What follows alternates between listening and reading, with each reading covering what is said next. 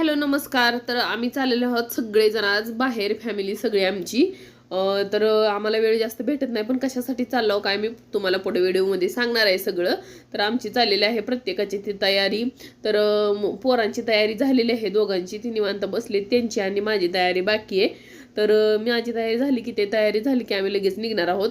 तर आज बाहेर जायचं कारण म्हणजे आज आहे आमच्या ऋतूचा बड्डे, तर मुलाचा. तर आता त्याच्यासाठी थोडंसं संध्याकाळी ना आम्हाला टायमिंग नाही, थोडंसं वेगळं आहे आमचं टायमिंग, त्यामुळे आता आम्ही सेलिब्रेट करायचं असं ठरवलंय. आणि संध्याकाळी हॉटेल वगैरे पण काय उघडी नसतात, त्याच्यामुळे म्हटलं आता बघू म्हणून आता आम्ही. आणि ती सगळ्यांची तयारी झाली होती बघा. मी फक्त मला जास्त वेळ का लागलाय कारण मला घरातली सगळी कामं उरकायची होती. आपल्या लेडीचं कसं असते, सगळे घरातली कामं उरकून मग आपल्याला तयार व्हायचं असते, त्यामुळे आपल्याला लेट होतोय. आणि ह्यांना काय नाही, सगळं आपली त्यांची थोडी जेवढी तयारी असते ती करून बसलेले आहेत निवांत.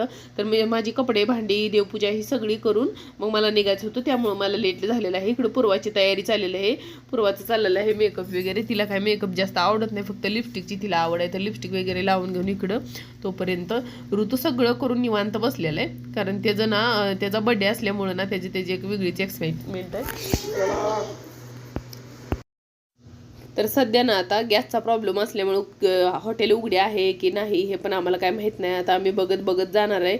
जे हॉटेल उघडं असेल त्याच्यात पटकन जायचं, कारण कसं आहे माहिती आहे का, भरपूर हॉटेल शोधायला आता कुठं सोय राहिली नाही. तुम्हाला तर माहिती आहे आता गॅसचा खूप प्रॉब्लेम आहे, हॉटेल चालू नसतात जास्तीची, त्याच्यामुळेच आम्ही सकाळ जायचं प्लॅनिंग ठरवलंय. तर आता बघू, असलं तर बघायचं, नाही तर मग एखाद्या वेळेस महागारी सुद्धा यावं लागेल, जेवणसुद्धा वेगळं होणार नाही, नाश्ता होणार नाही, काहीच होणार नाही. कारण आम्ही काही चौकशी केली नाही अगोदर हॉटेल उघडे आहेत का नाही. तर सगळीच तयारी झालेलं आहे, आता ह्यांचं फक्त बाकी आहे. तर ह्यांनी ना सगळ्यांची शूट घेऊन आपली इथं निवांत बसलेत. थांबा जरा मला वेळ द्या, 5 मिनिटांना मी आवरतो म्हणून. तर थोड्या वेळात लगेच त्यांना पण आवरायला लावलं, म्हणलं चला लेट होते. तर इथं माझं थोडंसं राहिलं होतं, ती मी पण आवरून घेतलं आणि ह्यांची तयारी इकडे चालू झालेली आहे आता.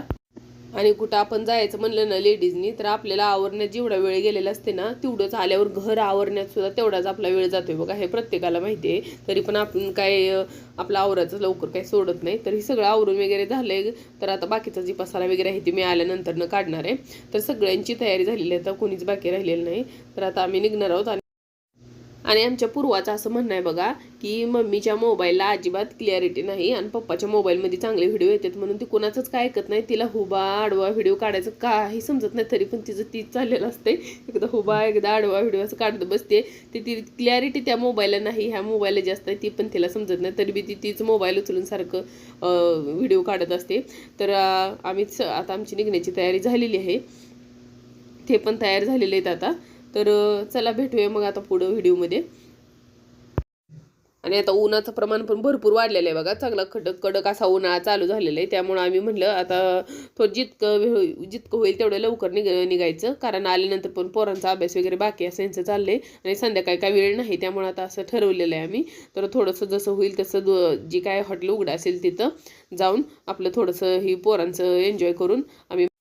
तर 11:30 वाजल्यापासून आम्ही आवरतोय, आता आम्हाला 12 वाजून गेलेले आहेत. तर आमची आता निघण्याची तयारी झालेली आहे. आता जास्त काय लांब नाही, एवढा जास्तच काय लांबचा प्रवास नाही, त्यामुळे आम्ही पण काही गडबड केली नाही. आता एक 20-25 किलोमीटरच फक्त जायचं आहे, मग तिथून त्याच्यामुळे आम्ही पण काही गडबड केली नाही. त्याच्यानंतर लगेच घरला पण येता येते.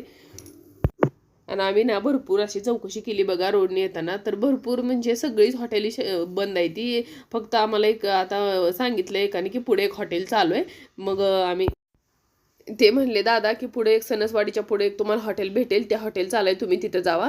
मग नंतर आम्ही फायनल तिथे गेलो, तर तेवढं एकच एरियामध्ये ना, तेवढ्या संपूर्ण एरियामध्ये एकच हॉटेल चालू होतं. मग तिथेच आम्ही गाडी थांबवली. म्हणलं आता जास्त काय शोधत बसण्यात अर्थ नाही, कारण गॅसचा प्रॉब्लेम आहे, म्हणून तिथंच थांबवली गाडी.